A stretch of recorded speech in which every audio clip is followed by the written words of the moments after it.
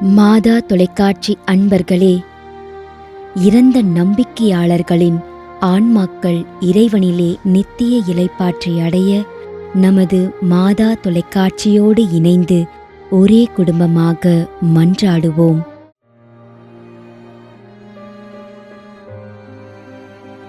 திரு ரேமன் விக்டர், சின்னாலப்பட்டி, திண்டுக்கல்.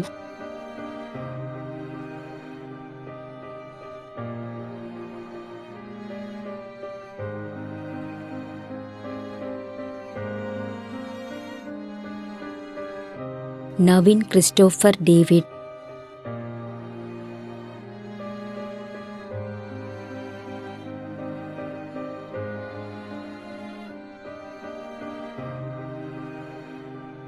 திருமதி சி மேரி லீலா, 5ஆம் ஆண்டு நினைவஞ்சலி.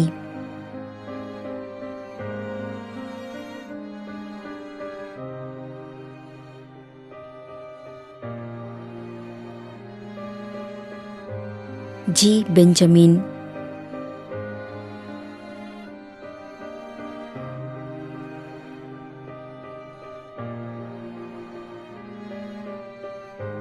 மேரி, பெங்களூர், 1ஆம் ஆண்டு நினைவஞ்சலி.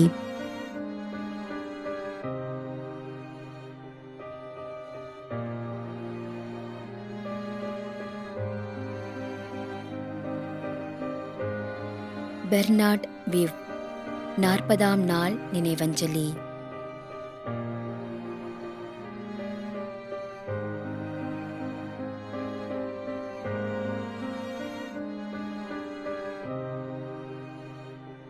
டி மனுவேல் சின்னராணி, கோரிப்பள்ளம், பாளையங்கோட்டை.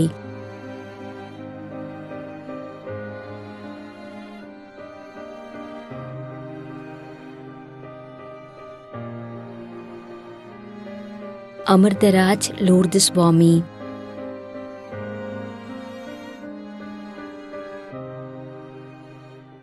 மேலும் யாரும் நினையாத நம்பிக்கையாளர்களின் ஆன்மாக்களுக்காகவும் மன்றாடுவோம். தந்தை, மகன், தூய ஆவியாரின் பெயராலே ஆமென். ஆண்டவருடைய பெயராலே நமக்கு உதவியுண்டு.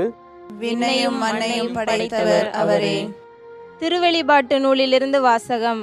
அதிகாரம் 14, இறை வார்த்தை 13. விண்ணகத்திலிருந்து ஒரு குரலை கேட்டேன். இது முதல் ஆண்டவரோடு இணைந்த நிலையில் இறப்போர் பேறு பெற்றோர் என எழுது என்று அது ஒலித்தது. அதற்கு தூய ஆவியார், ஆம், அவர்கள் தங்கள் உழைப்பிலிருந்து ஓய்வு பெறுவார்கள், ஏனெனில் அவர்களின் செயல்கள் அவர்களை பின்தொடரும் என்று கூறினார். ஆண்டவரின் அருள்வாக்கு. இறைவனுக்கு நன்றி. நம்முடைய வாழ்ந்து இறந்து போன இறைவனின் அடியார்களுக்காகவும், மேலும் குறிப்பாக மாதா தொலைக்காட்சி வழியாக நீத்தார் நினைவில் என்று நினைவு கூறும் இறைவனின் அடியார்கள் அனைவருக்காகவும் மன்றாடுவோம்.